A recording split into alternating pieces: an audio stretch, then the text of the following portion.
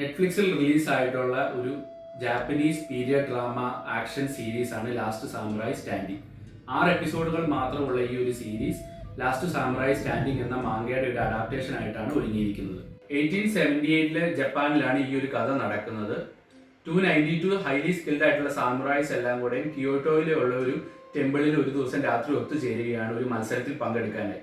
ഈ ഒരു മത്സരത്തിന്റെ പ്രത്യേകത എന്തെന്ന് വെച്ചാൽ 10 ബില്യൺ yen ആണ് ഈ ഒരു മത്സരത്തിന്റെ പ്രൈസ് മണി. മത്സരത്തിൽ പങ്കെടുക്കുന്ന എല്ലാവർക്കും ഒരു വുഡൻ ടാഗ് കൊടുക്കുകയാണ്. ഈ ടാഗുമായി ആദ്യം ടോക്കിയോയിൽ എത്തുന്ന ഒരാളായിരിക്കും ഈ ഒരു മത്സരത്തിന്റെ വിജയി.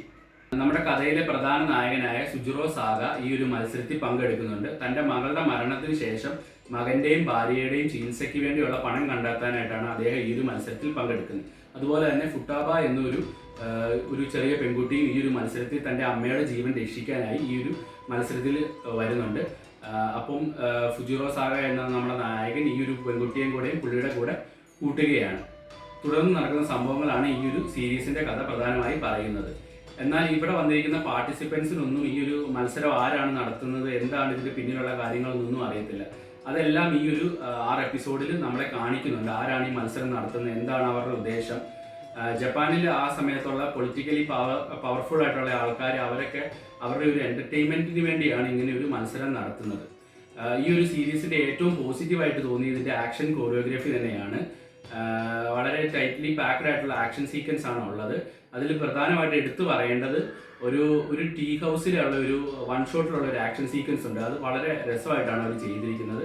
അതുപോലെ തന്നെ ഇത് കഥയിലെ വേറൊരു ഇമ്പോർട്ടൻറ്റ് ക്യാരക്ടർ നമ്മുടെ നായകനുമായിട്ടുള്ള 6ാമത്തെ എപ്പിസോഡിന്റെ അവസാന ഭാഗത്തോടൊക്കെ എത്തുമ്പോൾ ഒരു ഫൈറ്റ് സീക്വൻസും അതും വളരെ രസമായിട്ട് തന്നെയാണ് അവർ ചെയ്തിരിക്കുന്നത്. പിന്നെ ഈ ഒരു സീരീസിന്റെ ഒരു ഗ്രാഫ് എന്ന് പറയുവാണെങ്കിൽ ഒരു ഇടയ്ക്ക് ആക്ഷൻ സീക്വൻസ് എല്ലാം ഒരു ഹൈ ആയിട്ട് നിൽക്കുമ്പോൾ ഒരു ക്യാരക്ടറിന്റെ ബാക്ക് സ്റ്റോറി ഒക്കെ കാണിച്ച് ചെറുതായിട്ടൊന്ന് ഒരു മിഡ് വേയിൽ പോകുന്നുണ്ട് ഈ സീരീസ്.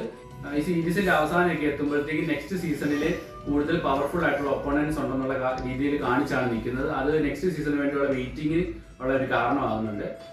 ആക്ഷൻ സീരീസ് ഒക്കെ ഇഷ്ടപ്പെടുന്ന ഒരാളാണ് നിങ്ങളെങ്കിൽ തീർച്ചയായും കണ്ടു നോക്കാവുന്ന ഒരു സീരീസ് ആണ് ലാസ്റ്റ് സാമുറായി സ്റ്റാൻഡിങ്. അതുപോലെ തന്നെ ഈ സീരീസ് കണ്ടിട്ടുള്ളവർ നിങ്ങളുടെ അഭിപ്രായം കമന്റ് ചെയ്യുക. അതുപോലെ തന്നെ കാണാത്തവർ കണ്ടു നോക്കുക.